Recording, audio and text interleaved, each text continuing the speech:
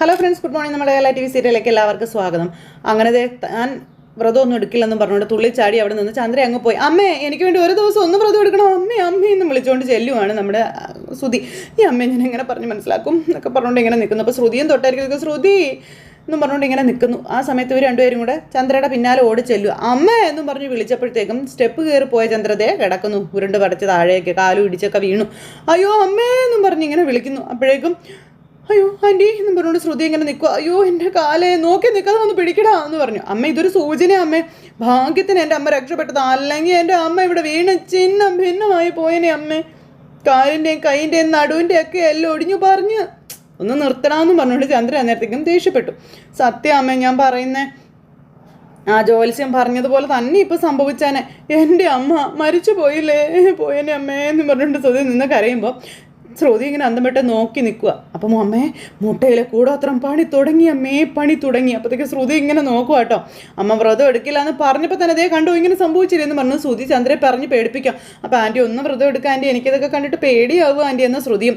ആൻറ്റിക്ക് എന്തെങ്കിലും സംഭവിച്ചാ സ്റ്റെപ്പ് കയറിയപ്പോൾ കാലൊന്ന് സ്ലിപ്പായതാ, നിങ്ങൾ പറയുന്നത് പോലെ ഒന്നും അല്ല എന്നും പറഞ്ഞുകൊണ്ട് ചന്ദ്ര ഇങ്ങനെ പറഞ്ഞപ്പോൾ എൻ്റെ പൊന്നമ്മ എത്ര കാലമായിട്ട് അമ്മ ഈ സ്റ്റെപ്പിൻ്റെ കയറുകയും ഇറങ്ങുകയൊക്കെ ചെയ്യുന്ന, എന്നെങ്കിലും അമ്മ ഒന്ന് ഇതുപോലെ വീണിട്ടുണ്ടോ? അന്ന് രേവതി തറയിൽ എണ്ണ ഒഴിച്ചപ്പോൾ ഞാൻ വീണില്ലേ എന്ന് ചോദിച്ചു.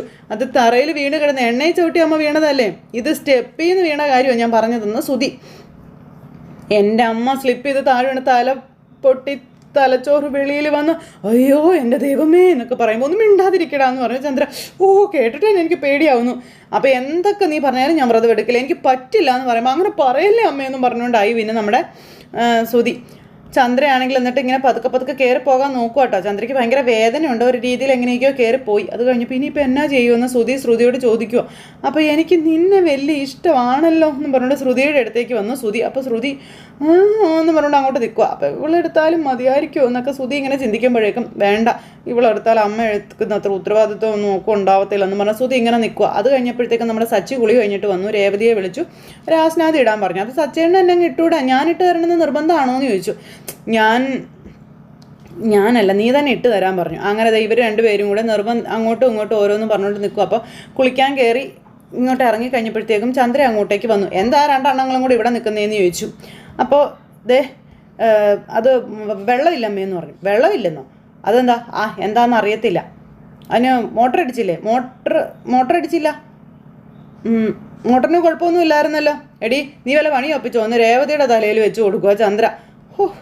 ഈ വീട്ടിൽ എന്തും നടന്നാലും അതിന് കാരണം അവളാണോ എന്ന് സച്ചി അന്നേരം ചന്ദ്രയോട് ചോദിച്ചു. അപ്പോഴത്തേക്കും സോപ്പൊക്കെ തേച്ച് ഇറങ്ങി വരുന്നു നമ്മുടെ ശ്രുതി. അമ്മേ അമ്മേ അമ്മേ എന്നും പറഞ്ഞുകൊണ്ട് വിളിച്ചു. അപ്പോൾ സോപ്പ് പതയിൽ പൊതിഞ്ഞ് ഇറങ്ങി വരുന്നേ. അമ്മേ ഇത് വെള്ളമില്ലമ്മേ എന്ന് പറഞ്ഞുകൊണ്ടിരിക്കുക. കുളിക്കാനുള്ള വെള്ളം തീർന്നമ്മേ എന്ന് പറഞ്ഞു. എടാ മോട്ടർ പണി മുടക്കി, അതിനെന്തോ തകരാറുണ്ടെന്ന് സച്ചി പറഞ്ഞപ്പം ഞാനിനി അങ്ങനെ കുളിക്കുമെന്ന് ചോദിച്ചു. അമ്മേ എൻ്റെ അവസ്ഥ കണ്ടില്ലേ? അപ്പോൾ എനിക്കാണെങ്കിൽ കണ്ണ് നീറിയിട്ട് വയ്യ. അപ്പോൾ ഞാൻ വേണമെങ്കിൽ ഒരു ടിഷ്യൂ തരാമെന്ന് പറഞ്ഞു സച്ചി. പോടാ, അതുകൊണ്ട് നീ തുടയ്ക്കാൻ പറഞ്ഞു ശ്രുതി. അപ്പം ഞാനൊരു ബിസിനസ് ഐക്കൂണ, അപ്പോൾ പിന്നെ എനിക്ക് ടിഷ്യൂ കൊണ്ടൊന്നും തുടയ്ക്കാൻ പറ്റില്ല. എന്നാൽ പിന്നെ ബിസിനസ് ഐക്കൂണ അവിടെ തന്നെ അങ്ങ് നിൽക്കുക കേട്ടോ.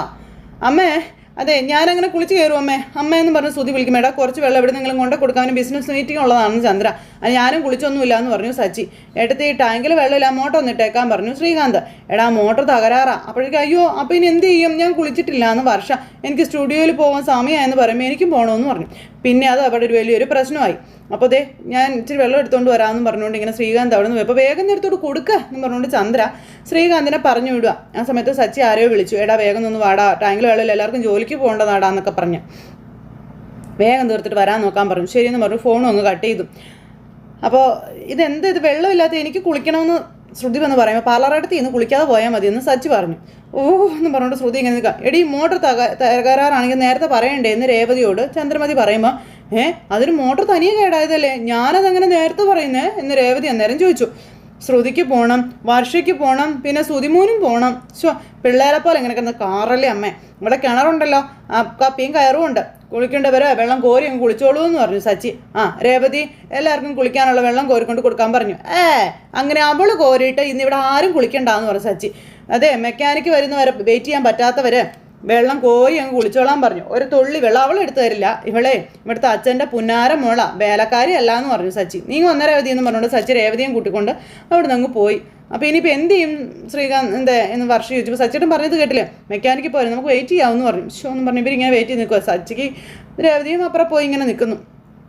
മെക്കാനിക്ക് വന്നു, ഇതെല്ലാം നോക്കുക കേട്ടോ. ആ സമയത്ത് ഒന്ന് പെട്ടെന്ന് കുളിച്ചിട്ടില്ല എൻ്റെ പൊന്നു മെക്കാനിക്ക്. അപ്പം ഞാൻ നോക്കട്ടെ കേട്ടാന്ന് പറഞ്ഞിട്ട് ആ പുള്ളി ഇങ്ങനെ നോക്കിക്കൊണ്ടിരിക്കുക കേട്ടോ. അത് കഴിഞ്ഞപ്പം ഇതിൻ്റെ കുഴലൊക്കെ പോയിരിക്കുക, ഇത് മാറ്റണം എന്ന് പറഞ്ഞപ്പോൾ അതിനെന്താണെന്ന് വെച്ചാൽ ചെയ്തോ, ശരിയാക്കി കിട്ടാം. അപ്പം ഞാൻ പോയി വാങ്ങിച്ചിട്ട് വരാമെന്ന് പറഞ്ഞിട്ട് ആ ചേട്ടൻ മേടിക്കാൻ പോയി. പിന്നെ ചേട്ടാ ഞാൻ ഫ്യൂസ് ഊരിയിട്ടിരിക്കുക, അത് ആരും എടുത്ത് കുത്തിയേക്കരുത് കേട്ടോ എന്ന് പറഞ്ഞു.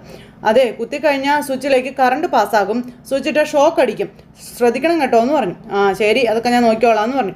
ഈ സമയത്ത് സുധി അവിടെ നിന്ന് ഫോൺ വിളിക്കുക. സുധി ഫോൺ വിളിച്ചുകൊണ്ട് ആരോടെ സംസാരിക്കുക, അതൊക്കെ നമ്മൾ മനസ്സിലാക്കി ചെയ്യണം, അതിനുള്ളൊരു ട്രെയിനിങ് ഞാൻ തനിക്ക് പ്രത്യേകം തരുന്നുണ്ടെന്നൊക്കെ പറഞ്ഞ് ആരെയോ ഫോൺ വിളിച്ചുകൊണ്ട് സംസാരിച്ചുകൊണ്ട് നിൽക്കുമ്പോൾ ഈ ഫ്യൂസ് ഊരിയിട്ടേക്കുന്നത് ഈ വീട്ടിൽ കറണ്ട് ഇല്ലാത്തത് വെറുതെയാണ്, ആരെ ഈ ഫ്യൂസൊക്കെ ഇവിടെ ഊരിയിട്ടതെന്ന് പറഞ്ഞുകൊണ്ട് ഈ ഫ്യൂസ് എടുത്ത് ഈ സുധി അതങ്ങെടുത്ത് കുത്തുന്നു.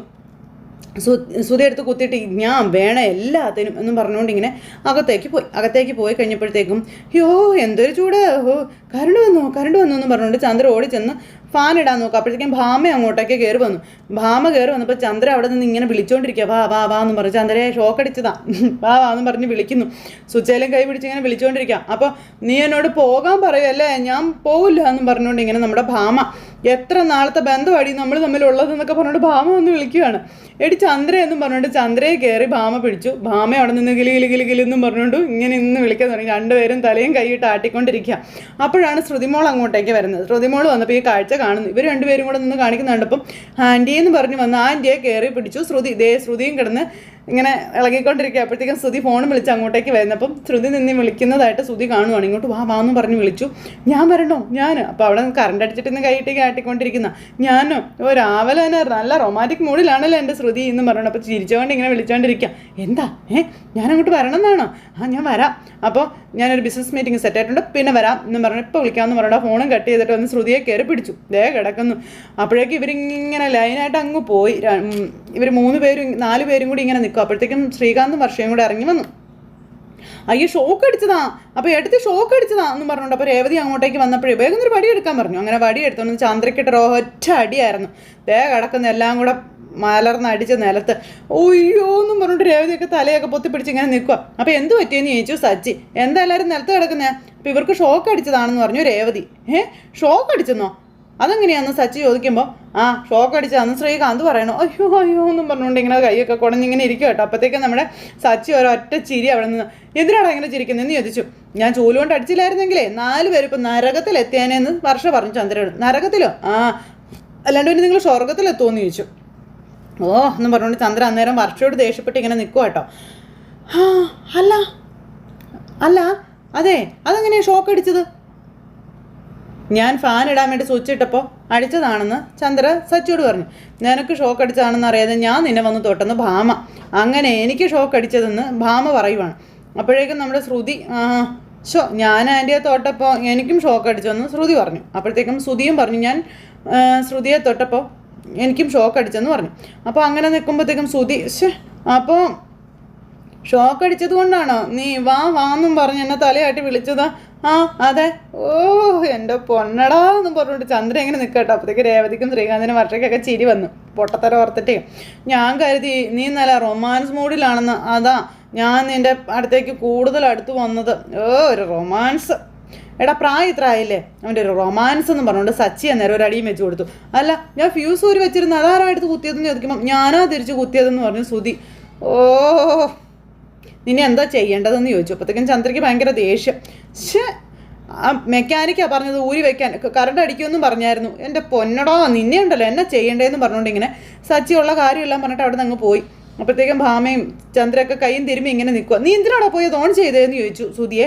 അന്നേരം അമ്മേ ഇതൊക്കെ ആ കോഴിമുട്ട കൂടോത്രത്തിൻ്റെ ശക്തിയാണ് അമ്മയെന്ന് പറഞ്ഞ് പറയാം. അപ്പോഴത്തേക്കും ഭാമ ഇങ്ങനെ നോക്കുക കേട്ടോ. അല്ലെങ്കിൽ ഞാൻ എന്തിനാ മെയിൻ സ്വിച്ചിൻ്റെ അടുത്തേക്ക് പോയി? എനിക്കതിൻ്റെ ആവശ്യം എന്താ? എന്നെ കൊണ്ടൊരു അദൃശ്യ ശക്തി ചെയ്യിപ്പിച്ചതാമേ അത്, സത്യമാമേ എന്ന് പറഞ്ഞിട്ട് സുധി ഇങ്ങനെ ചന്ദ്രയെ പറഞ്ഞ് കൺവിൻസ് ചെയ്യിക്കാം. കൂടോത്രം കാരണം ഇങ്ങനെയൊക്കെ സംഭവിച്ചതെന്നൊക്കെ പറഞ്ഞു. അമ്മയ്ക്കും ജീവഹാനി ഉണ്ടാകുമെന്ന് പറഞ്ഞിരുന്നല്ലോ ഇല്ലേ? അതിൻ്റെ വക്കത്ത് നമ്മൾ എത്തി നിൽക്കുക അമ്മേ. ഭാഗ്യം കൊണ്ടാ എൻ്റെ അമ്മ രക്ഷപ്പെട്ടതെന്നൊക്കെ പറഞ്ഞുകൊണ്ടിങ്ങനെ പറഞ്ഞുകൊണ്ടേയിരിക്കുന്നു. ഞാൻ പറഞ്ഞതുപോലെ പരിഹാര കർമ്മങ്ങൾ ചെയ്യുന്നതാ എല്ലാവർക്കും നല്ലത്. അതോർത്തോ. നമുക്ക് വ്രതമെടുത്ത് ക്ഷേത്രത്തിൽ പോകാമെന്ന് പറഞ്ഞപ്പോൾ ഞാൻ പോകില്ല എന്ന് പറഞ്ഞിരിക്കുക ചന്ദ്ര. അപ്പോൾ അന്നേരം ചന്ദ്ര അവൻ പറഞ്ഞു, നീ അനുസരിക്കുക കേട്ടോ. കൂടോത്രം ചെയ്താൽ ഇങ്ങനെയൊക്കെ സംഭവിക്കും, നീ മനസ്സിലാക്കുക.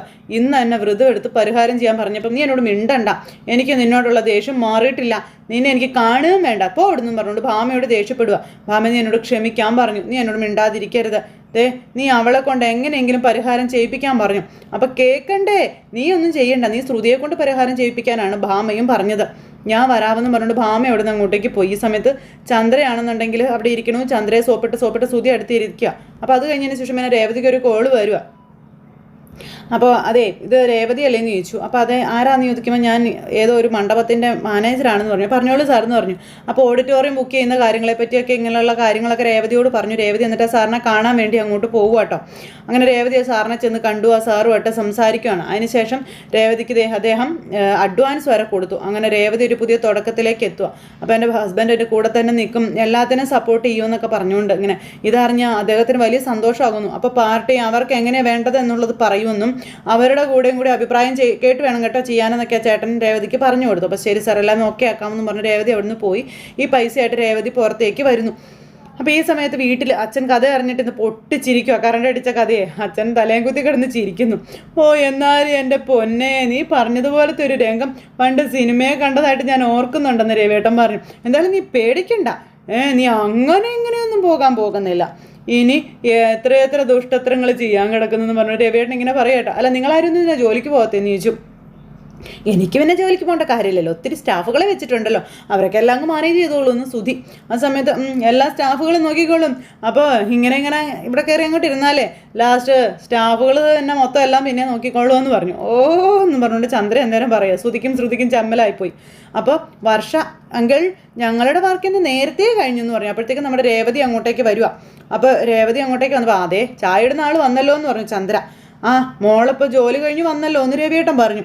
നേരെ അടുക്കളയിലേക്ക് കയറിക്കും. ചെല്ലെന്ന് പറഞ്ഞു ചന്ദ്ര. ചന്ദ്ര നീ മിണ്ടാതിരിക്കുക, നീ ഇത്രയും നേരം ഇവിടെ നിന്നവരോട് ആരോടെങ്കിലും പറഞ്ഞു ചായയുടെ മോളെ നീ പോന്നേ ഉള്ളൂ, നീ അവിടെ ഇരുന്ന് റെസ്റ്റ് എടുക്കാൻ പറഞ്ഞു കേട്ടോ അച്ഛൻ. അപ്പോഴത്തേക്കും നമ്മുടെ രേവതി ആണെന്നുണ്ടെങ്കിൽ ഒരു കവർ കൊണ്ടുവന്നിട്ടുണ്ടായിരുന്നു. ആ കവറിൽ നിന്ന് അച്ഛ നല്ല സന്തോഷമുള്ള ദിവസം എന്ന് ആദ്യം സ്വീറ്റ്സ് എടുക്കാൻ പറഞ്ഞു കൊടുത്തു. അപ്പോൾ എന്താ മോളെ വിശേഷമെന്ന് ചോദിക്കുമ്പം ഓഡിറ്റോറിയത്തിൽ കല്യാണത്തിന് ഡെക്കറേഷൻ ചെയ്യാൻ വേണ്ടി കൊട്ടേഷൻ കൊടുത്തിട്ടുണ്ടായിരുന്നേ, അവർ ആ ഓർഡർ എനിക്ക് തന്നു എന്ന് രേവതി പറയുമ്പം കൺഗ്രാജുലേഷൻസ് മോളെ എന്ന് പറഞ്ഞുകൊണ്ട് അച്ഛൻ ഇങ്ങനെ രേവതി ആശംസിച്ച് ഇങ്ങനെ നിൽക്കുമ്പോൾ ശ്രുതിയും അന്തം വിട്ട് നിൽക്കുന്നു. ചന്ദ്രയും പുച്ഛത്തോടെ നിൽക്കുന്നു. വർഷയും ശ്രീകാന്തും ഭയങ്കര ഹാപ്പി ആയിട്ട് നോക്കി നിൽക്കുന്നിടത്ത് ഇന്നത്തെ നമ്മുടെ കഥ അവസാനിച്ചു. അപ്പോൾ എല്ലാവരും കാത്തിരുന്ന് കാണുമെന്നുള്ള പ്രതീക്ഷയോടെ നിർത്തുക കേട്ടോ. എല്ലാവർക്കും നല്ലൊരു ദിവസം ആശംസിച്ചുകൊണ്ട് നിർത്തുന്നു. Tata, see again, take care, bye bye. അതോടൊപ്പം നമ്മുടെ ചാനൽ ആദ്യമായിട്ട് കാണുന്നവരുണ്ടെങ്കിൽ ഒന്ന് സബ്സ്ക്രൈബ് ചെയ്യണേ. തൊട്ടടുത്ത് കാണുന്ന ബെൽ ബട്ടൺ അമർത്തി കഴിഞ്ഞിട്ടുണ്ടെങ്കിൽ നമ്മുടെ വീഡിയോസ് എളുപ്പത്തിൽ കാണാൻ കഴിയുന്നതായിരിക്കും. അപ്പോൾ എല്ലാവരോടും ഒരിക്കൽ കൂടി നന്ദി അറിയിച്ചുകൊണ്ട് ടാറ്റാ.